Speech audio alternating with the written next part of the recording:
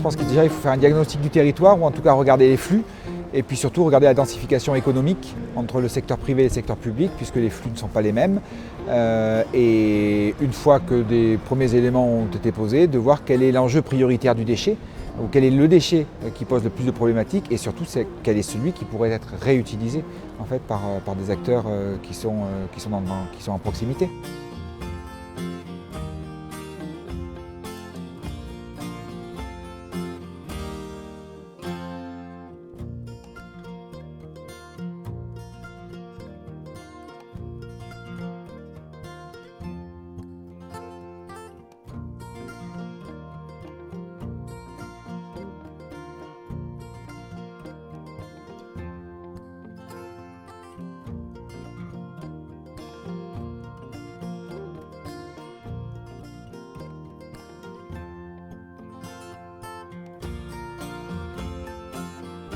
Une friche qui est revitalisée de manière innovante et qui voit des espaces qui fonctionnent de manière complètement nouvelle, qui mobilisent des entrepreneurs, des entreprises sociales, des investisseurs qui redynamisent un territoire en milieu urbain.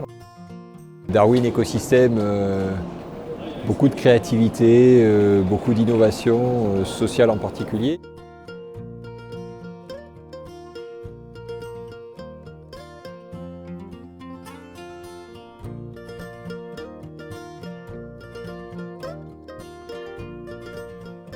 Plein d'enthousiasme, plein d'optimisme et plein d'énergie. Et puis ça a bien montré qu'avec des gens qui étaient motivés, des approches comme l'économie circulaire peut fonctionner vraiment de façon pratique.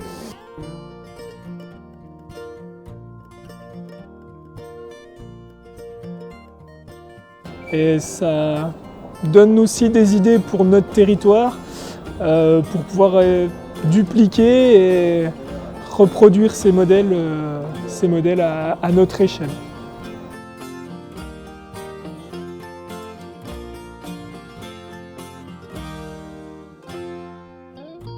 Le SMICVAL, c'est une tour Eiffel de déchets tous les mois ou une tour Eiffel de ressources tous les mois, de déchets ménagers. Et si on prend les artisans, les commerçants, les industriels, les agriculteurs, c'est une tour Eiffel tous les 3 jours de ressources. Et ces ressources, comme le dit le président, il faut faire de ces déchets des ressources et de ces ressources des emplois.